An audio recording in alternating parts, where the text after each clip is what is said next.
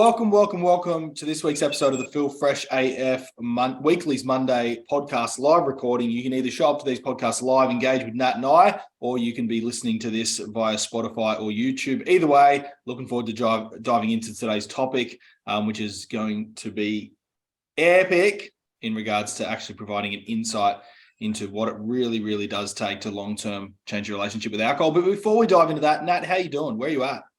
Man, I'm doing well. I'm in my little hometown, Currimundi on the Sunshine Coast, outside getting amongst it. Had a tea this morning. Oh, you're good to go. It looks good to go. Is it nice there, the weather? Mate, it is. I tell you what, it's one of my favorite times of year. It's autumn.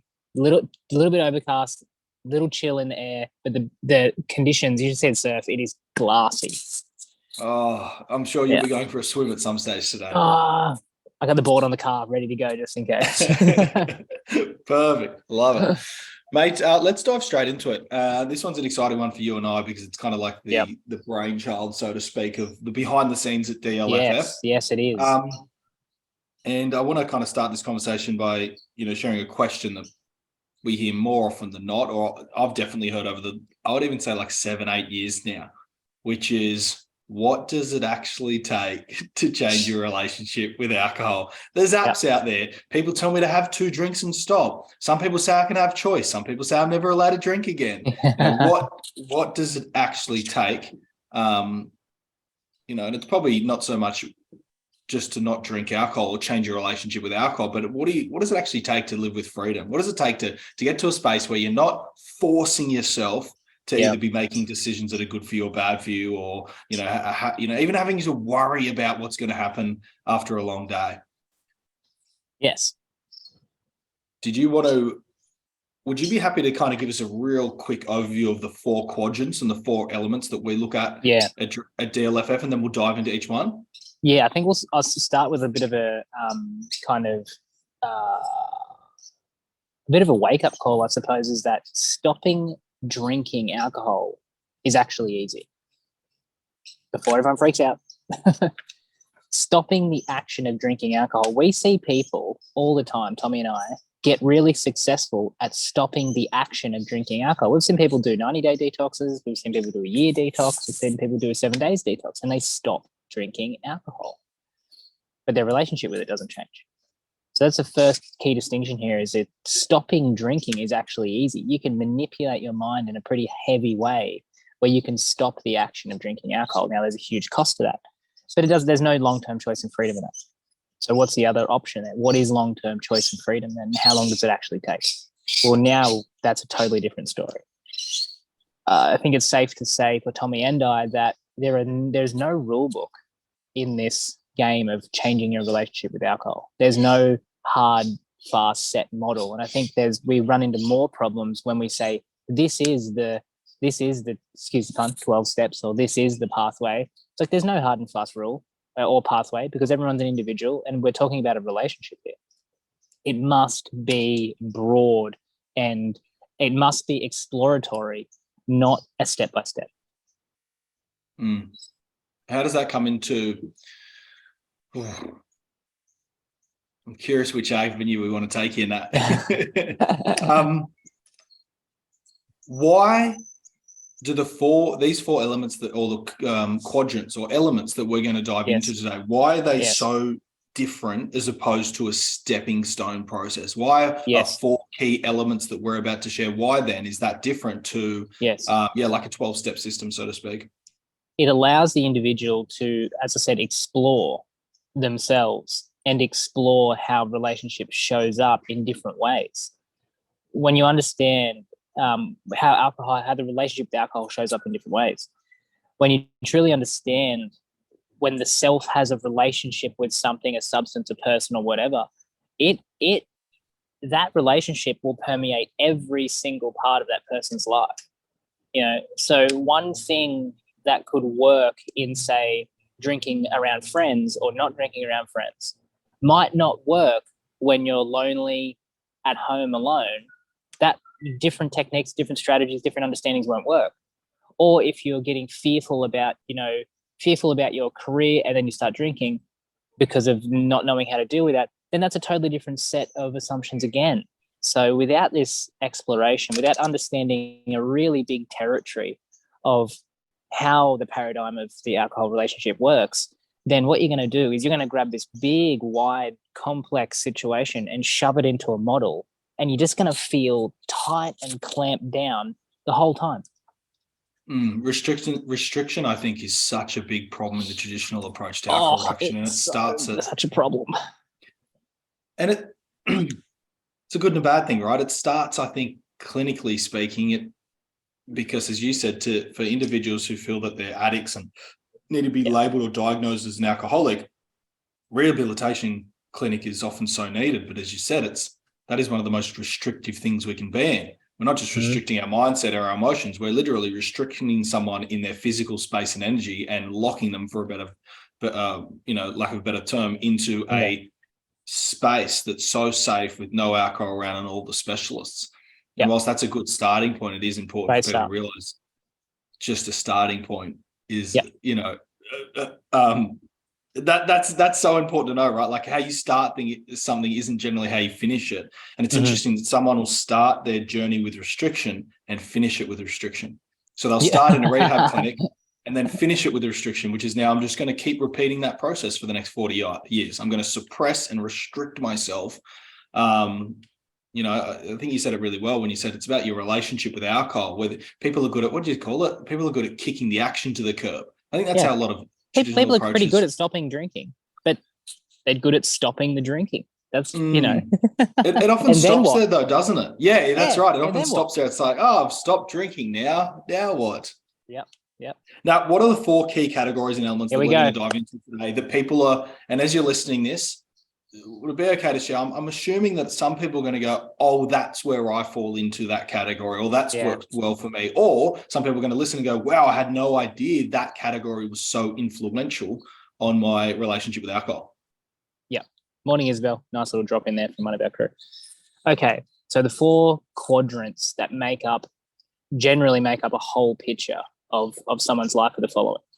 We'll start with the biology and the material. So this is the scientific element of what we're talking about here, the biology, which is the chemistry, it's the neurology, it's the cells, it's the scientific understanding, it is the relationship of the chemistry of the alcohol in your brain, and there's a little bit of psychology in there, but it's the science, right? It's the science of alcohol reduction. That's quadrant number 1, very important quadrant. This is where things like medication can help. This is where things like GPs and specialists. This is their domain. It's, by the way, it's 1 out of the 4. This is why we've got to have this conversation. It's because it's an important category, but it's 1 out of 4 quadrants. And so, of course, in Drink Less Feel Fresh, we do a lot of discussion on the science of alcohol reduction. It's a whole quadrant. That's quadrant number 1. Quadrant number 2 is the psychology, beliefs, self-image. It is the typical psychological approach of who are you, what do you believe, what is the relationship like with alcohol. That's the interpersonal dimension. So we have the scientific dimension, we have the interpersonal dimension, which is what's your relationship with alcohol, what do you believe about it, who are you? Cool. And that's normally psychological. Yes. Is that kind of clarifying for someone that's listening going, well, what's the difference? Is that kind of clarifying that if someone has the science of having, let's say, alcohol dependency and what's going on in their brain and their addictive nature to that chemical specifically, that can drive them to then consume copious amounts of alcohol, which is category 2, or someone can have the same, very similar scientific chemical imbalance situation and experience, yet it drives them to never drink again. Exactly right. Yeah, this is about you and how you see the world, and how alcohol is part of that process. Isn't that already I'm 9 years in, and this stuff still makes me, even when we dive, I'm like, I already feel lighter just hearing it. I'm like, oh great, so I'm not a box to be ticked in the clinical industry. Yeah, no way. So they're 2 different dimensions, and what you have is I'll give you some identities too. In dimension number 1, you have GPs, you have let's say psychiatrists that focus on the drug side of things, and I know there's some really clever drugs out there that when you take them, they make you sick because you've drunk alcohol. Now, some people need that scientific intervention, right? They need that big change of like, okay, if I drink with this medication on board, it's going to make me feel really sick. That's really important to some people. Quadrant number 2, we have our beliefs. This is where you find your psychologists. But they're not dealing with the material nature of alcohol. They're dealing with your beliefs. They're dealing with your actions and your schemas and your behaviors and your psychological patterns. Right? So that's 2 different categories. Category number 3 is my favorite because it's the most subtle. It is the experience of alcohol, looking directly at the felt experience of drinking, not drinking, hungover, pre-event. What is the felt immediate experience? Is it excited? Is it scared? Is it anxious? This is different to psychology. Psychology is thinking patterns, belief structures. Quadrant number 3 is we're talking about the direct and immediate experience. I'll give you an example. My wife, two low carb ciders in her favorite drink, and her experience is energized, confident, happy, willing. I have 2 ciders. I am tired, irritated, depressed, and want to be alone. Right. So that's working with the felt experience of the moment. And we've got some of our best results by showing people, hey, look, there's this whole dimension of the immediate felt experience. What comes into this category is also our spiritual or transpersonal dimensions. We account for and consider spiritual frameworks for addiction and attachment. How can you not? It's one of the most important factors because this dimension is about what the hell is life for you? Well, how do you go for it? Yeah, Nat, I said I was sharing what you're sharing now with one of our really cool private clients during the week.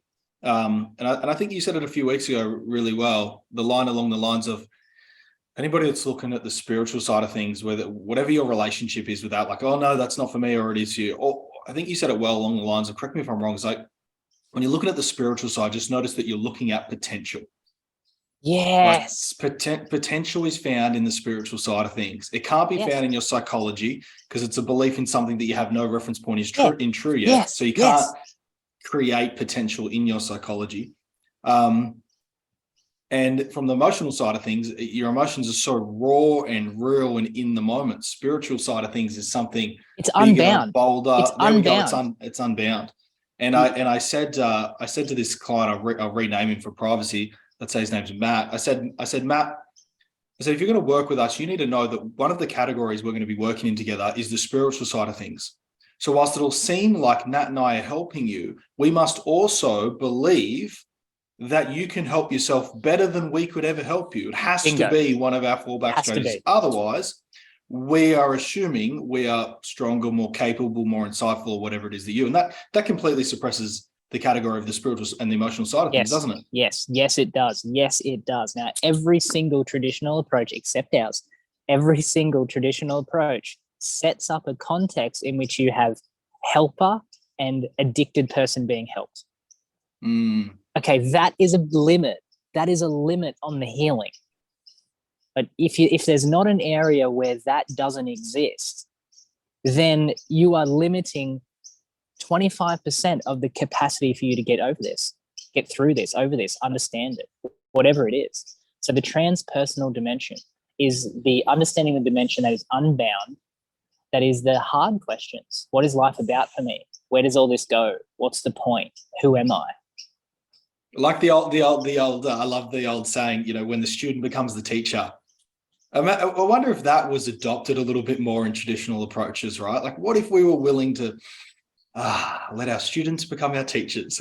Exactly right. And the painful and sad thing is that a lot of clinicians have an unconscious relationship where they say, I'm the helper, you're the helped. If you get too healthy, I can't be the helper anymore, and that challenges my whole identity.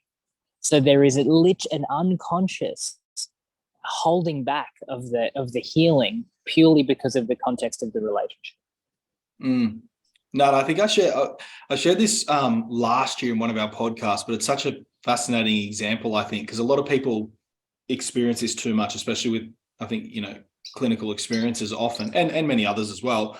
But when someone crushes their alcohol reduction journey with us and it's time to leave our community and they're like, I'm just good to go. They write me off this email and it almost makes me tear up. They're like, hey, I'm really nervous and I'm so sorry to say, but like, I think I'm okay to go. And I just write back with like, this is fantastic. Congratulations. Have the most incredible year. And they always turn around, like 99% of the time, turn around like, you're happy that I'm like, of course I'm happy. Go crush it. Yeah. And I also often start it off with PS. If you come across any resources and tools that you think would be beneficial to me, pass them on my way. Yes. And that's kind of me consciously trying to break that down, never being on a pedestal. Beautiful. Like we're all in this together.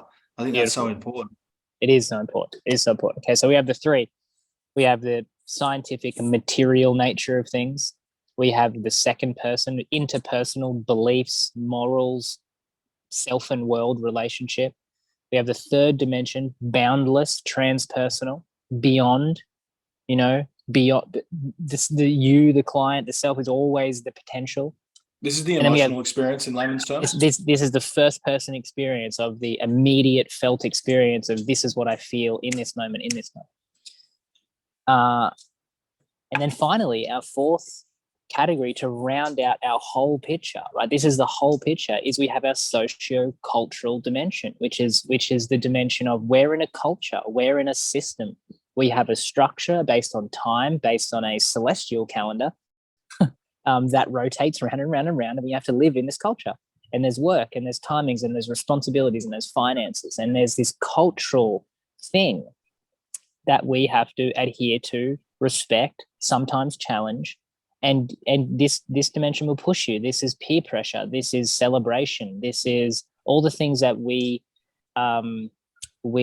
sanction. So what I mean by sanction is that every culture believes this is how the whole world should be. Why would be every culture we live in, we have an unconscious belief of this is how it all should be, which is bullshit. It's absolute bullshit. It's just how it is here. And we have to talk about that. Well, the reason why we got to talk about it is because how it is so unfortunately painful, the amount of individuals that go through a traditional system of alcohol reduction and then end up feeling more lonely and depressed than ever. Yes. Because that assumption of if this is how the world's supposed to be, which is like this, you shouldn't have a high alcohol intake and be happy anyway. If you live in Australia, that's the assumption. Yes. So if that's how the world's supposed to be, what does it mean for you who can't have a high alcohol intake and just be freaking happy? And that can lead people into such, depths of despair of what's wrong with me and isolation. Yeah. And you've only really got two places to go then, by the way, in my experience with all the clients I've worked with. You've either got shut up and just keep drinking, or you've got the alternative, the other option, which is, I guess I need to go back to the rehab. Yeah. So it's like, what do you do there? It's like, if you don't look after this category, by the way, which is awesome. Now, what are the benefits? Like what happens if you start to evolve and expand in this by understanding and trying on and testing how you can operate within a certain culture? I'll give you the most fascinating part about this is our culture, which is the Western individualized, democratic, capitalistic culture. That's just what we are. It's fine. It's great. That system means that addiction and attachment is par for the course. It means that inside that system, a culture, addiction and attachment is normal. Yet we all see it as not normal. Now, people who are listening here will be addicted or attached at any degree to alcohol. Yet everyone watching, if it's not alcohol, it's something else. So even just to understand that, what this brings up, Tommy, is you've got a minimum 25%, a maximum 100%, that some of the core reasons for attachment or addiction to alcohol is actually socio-cultural, and it's got nothing to do with your fault. So you could knock off a minimum of 20, a maximum of 100%, just understanding the cultural side. It's got nothing to do with you.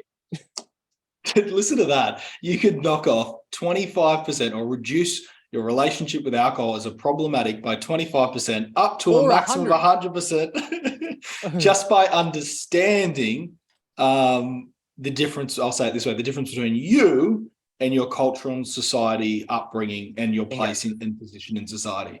Try that on. That was I would say off the cuff, probably 60% for me, Nat, would you even agree, just knowing me these days? Like 60% No. for me would have come Oh, into mate, probably higher, to be honest. yeah, probably. It was just this.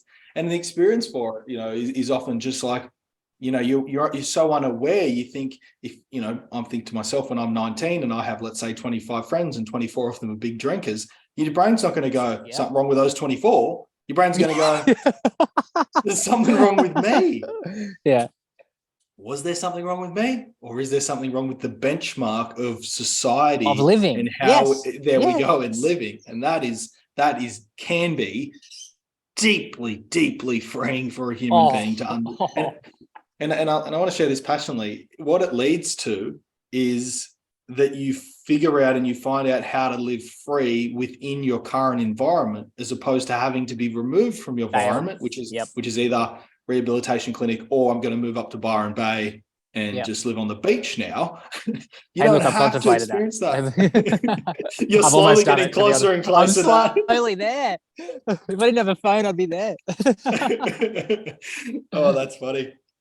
Now, what do you think where do you think traditional up until late approaches spend most of their time, and where do you think they have the most ability to grow? If we were at Drink Less Feel Fresh to continue doing what we're doing and hope that more brands, more offerings, more courses show up, maybe traditional approaches adopt some of our courses. Really good feedback, Nat. I haven't shared this with you, by the way. I've been contacted by a clinical psychologist who would like to start, offering Drink Less Feel Fresh to their clients because they're seeing something that they're not looking after. Yeah, and they can't because of cultural restrictions normally. So, like, for example, a psychologist. I was about to red tape you. I was like, Nat, no, go, Nat. They just being part of that system and now out of it. It's not a good or bad thing. It's just restrictions because of pure scale. Like to have psychologists in the culture, we can't just let them all go willy nilly. They've got to adhere to a standard, right? And that there's standardized practices, all evidence based from psychs, which is brilliant. Which is the biological side and the belief side. It's all clinically evidence-backed. The reason why they can't go out wider is because then there's no integrity or structure to the psychological community. So they're not actually allowed to.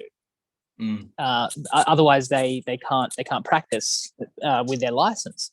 So it's not like it's a big bad thing. It's just there has to be people like Tommy and I that are outside of these structures to show people this big, wide picture and then link in with these specialists.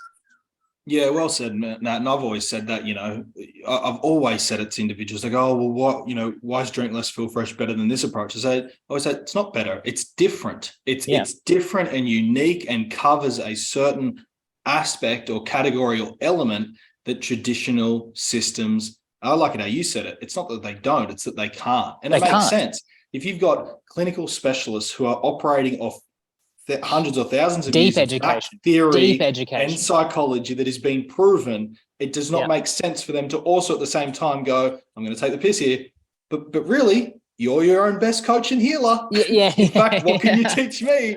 Like, I'm kind of taking the piss there, but that makes sense. The clinical approach is to have this backing that we are the authority. This is what you want to listen to. This is the education. This is the information that we're allowed to say on a national level, and our asses are covered. Yeah, exactly. And the major thing is that with these 4 quadrants, these 4 domains of experience, specialists rarely extend themselves more than 2, which means they have 2 whole dimensions of experience that are in their blind spot. And it's just how it goes because of it. It's just how they've been taught and trained. It's not anything beyond that. But every specialist will have at least 2 blind spots in the domain of experience.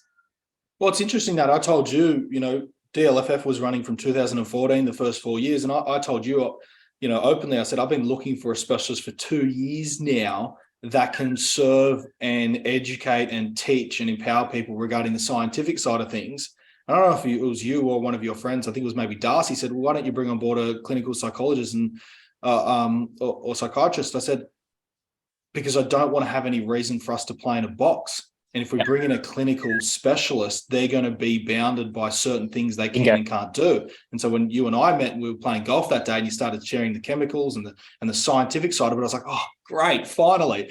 I said, by the way, you're not a Someone crazy specialist, are you? Yeah. I love it. Cool. So they are the 4 domains of experience that must be touched with, connected, and understood to get a total picture of the relationship with alcohol. Without it, you literally cannot get a total picture. The coolest thing, I think, discovery-wise with our clients is we start to understand which quadrant is dominant for some people. So some people we might get a lot of result out of the scientific side. And the next client along, we might get a lot of result out of the transpersonal side. So we don't know which domain holds the most juice for a client, which is the fun part.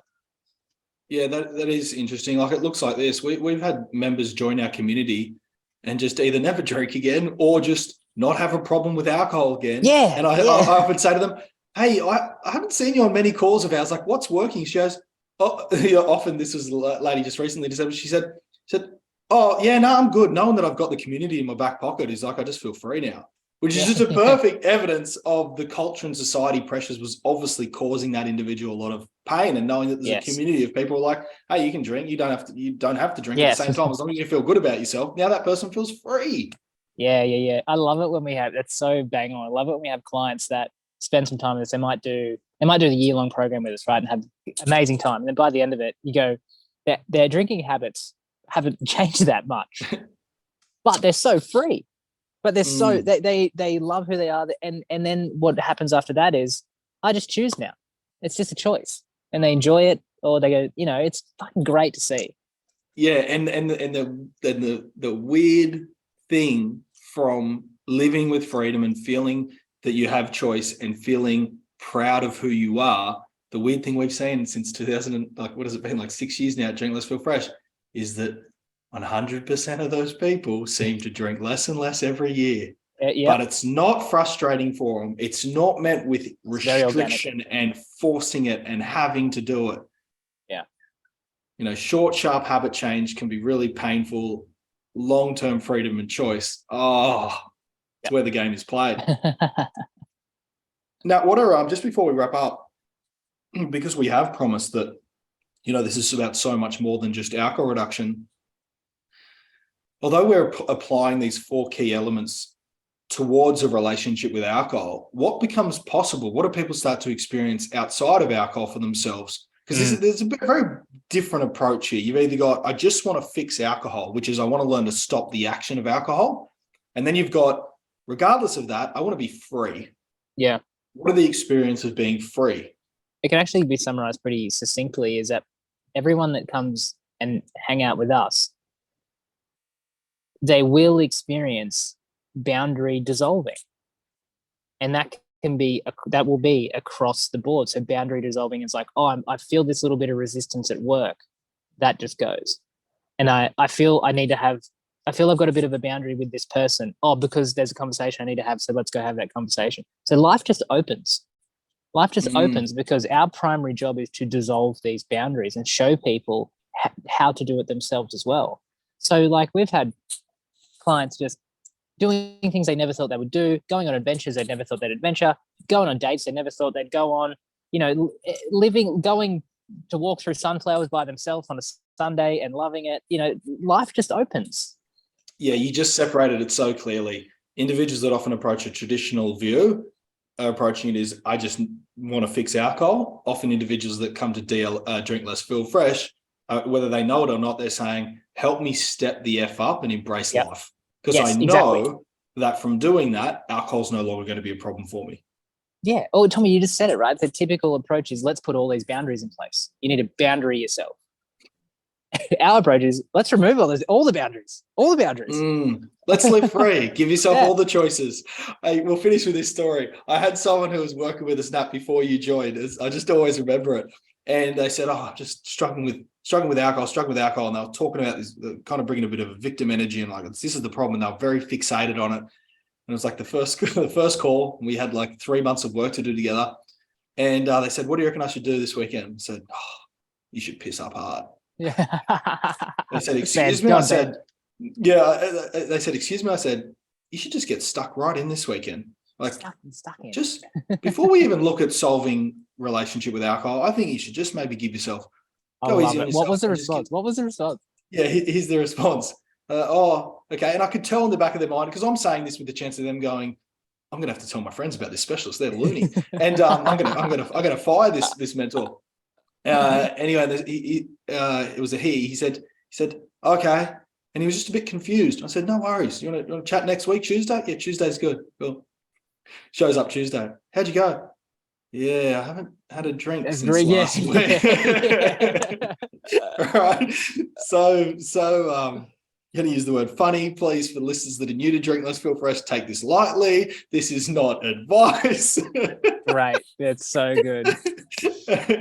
But a beautiful example of when you give yourself freedom and choice and you go easy on yourself, the chances of you making decisions that are aligned with yourself that you feel proud of freaking skyrocket. The only reason, I'm going to finish with a passionate speech here. I love Tommy's speeches. The only reason why an individual will restrict themselves to a problematic experience like alcohol is because they're beating the freedom out of themselves that they have access to. Nice. Okay, you are restricting yourself because you don't know how to experience freedom. So the more you give yourself that freedom and that choice, and here's my catch line at the end of the day, you're going to be drinking anyway. So like, it's so true. Because I hear specialists say, I've heard two specialists say that to me. Tommy, you can't tell, big drinkers to drink. So they're just doing it anyway. They're going to drink anyway. What's the point? Yeah, exactly. That's a belter. If you're going to be doing it anyway, you may as well be doing it from a place of choice. And that's as well what we love working with clients. So, you know what, I'm choosing this and I'm keen to get out of it. Even if I am highly. Exactly. Yeah, 100%. And that's the depth of what we mean when we say, addiction is a choice. We're not saying the addiction and the attachment is a choice. That is natural. That's in us. That is within us. Using that attachment issue as a reason to sabotage, to blame, to play the victim card. That's a choice. Yeah. Beautiful. It's beautiful. Oh, the boy's on fire today. Jeez.